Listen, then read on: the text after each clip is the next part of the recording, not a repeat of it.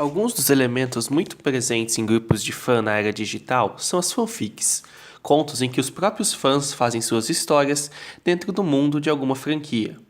Mas isso, na verdade, não é algo novo. Uma das mitologias mais famosas e influentes na história da humanidade também é uma das maiores vítimas de seus fãs. Estamos falando dos contos sobre o Rei dos Cavaleiros e herói da Britânia, Arthur.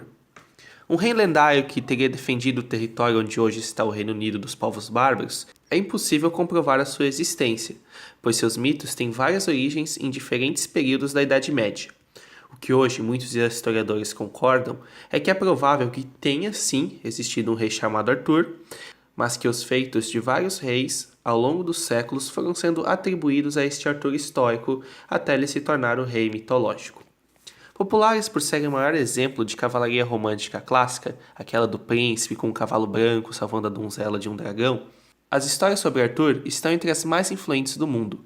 Se você já viu alguma mídia com um cavaleiro de armadura dizendo que seguiria os ideais de justiça e bondade, pode agradecer ao rei Arthur. E o próprio personagem é tão famoso que apareceu em diversas mídias, ou, se não ele, sua famosa espada Excalibur. Por serem tão populares, elas foram alvo, como eu comentei, de várias adições ao longo do tempo, com cada um querendo adicionar sua parte aos mitos, bem como uma fanfic mesmo. Tanto que, na verdade, o Rei Arthur não tem só 12 cavaleiros da Távola Redonda, mas dezenas de cavaleiros, muitos deles sendo inventados por escritores diferentes. Um dos maiores exemplos disso, na verdade, é um dos mais famosos cavaleiros da Távola Redonda, Lancelot. Considerado o segundo cavaleiro mais famoso, tendo essa fama por ser um hábil espadachim capaz de enfrentar Arthur de igual para igual, ser um cavaleiro praticamente perfeito em termos de educação, e por ter se envolvido com Guinevere, a mulher de Arthur. Talvez a última parte não faça tanto sentido para nós. Por que ele era um cavaleiro bom e famoso se ele se envolveu com a mulher do seu rei? Mas, naquela época, o chamado amor cortês era um ideal almejado pelos românticos da época, que acreditavam no amor como uma força pura e boa, e que, portanto, não poderia estar errado. Mesmo que os amantes não se envolvessem, o fato de estarem se amando os deixava pessoas melhores. Um pouco estranho para os nossos valores, né? Embora esse ideal do amor cortês realmente existisse, Lancelot não é nada mais, nada menos do que a tentativa de um escritor francês de fazer com que o maior símbolo mitológico e de orgulho dos ingleses seja inferior, tanto militarmente quanto sexualmente, a um símbolo francês. Uma reflexão da rivalidade histórica entre os dois países, que sempre lutaram por territórios, questões de nobrezas e recursos, o que viria a culminar na Guerra dos 100 Anos, que enfraqueceu tanto os dois países que abriu alas para um país menor passar a procurar terras distantes no oceano, um país conhecido como Portugal. Então sim, o rei Arthur não deixa de ter um pouco de relação com o nosso querido Brasil. Lancelot é o que muitos chamam na internet de OC, termo para Original Character, um termo pejorativo na internet para um personagem feito por um fã e colocado na história original, sendo super perfeito, especial e amado por todos, sem nenhum motivo bem escrito para tudo isso.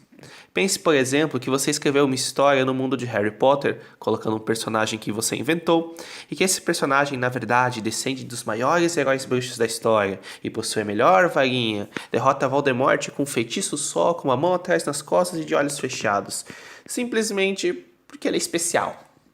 Só, mais nada, sem treinamento, a dica.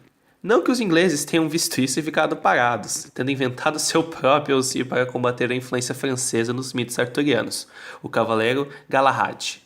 Filho de Lancelot com outra mulher, ele servia para mostrar o quanto Lancelot era pior que ele, o superando em tudo, resolvendo todos os problemas da corte de Arthur. Graças ao avanço do cristianismo no mundo real, que acabou absorvendo as histórias de Arthur por serem tão populares, sendo que o Arthur até então tinha claras inspirações em religiões pagãs, Galahad é até mesmo considerado o cavaleiro do Santo Graal, destinado a conseguir a relíquia sagrada do cristianismo e, após consegui-la, ele ascende aos céus carregado por anjos por ser simplesmente tão perfeito. Esse avanço do cristianismo também interferiu em dois personagens muito importantes para os mitos, Merlin, seu professor mágico, e Morgana, a meia-irmã de Arthur, que também tinha capacidades mágicas. Originalmente, ambos traziam influências de mitologias europeias focadas nas Fae, criaturas mágicas cujo nome deu origem à palavra fada, mas que em sua versão original não eram nem um pouco fofas como as atuais. Eram seres poderosíssimos, matavam os humanos que as desrespeitavam, controlavam elementos naturais, um território próprio e até mesmo o tempo, entre outros aspectos, além também de elementos druídicos. Por serem tão importantes, não tinha como tirar eles da história, mas como explicar a presença de mágicos do ponto de vista cristão, que admitia apenas a existência de somente um ser divino? Simples, criar relações com o diabo. Merlin passa a ser um anticristo que foi batizado, retendo assim parte dos poderes satânicos com os quais teria destruído o mundo, e já Morgana, de feiticeira parceira e até amiga de Arthur, passa a ser a bruxa má que quer destruí-lo.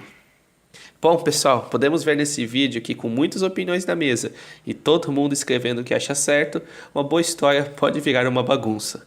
Portanto, pensem nisso na próxima vez em que forem reclamar no Twitter para o autor de alguma história que vocês gostem. Até a próxima e tchau, tchau.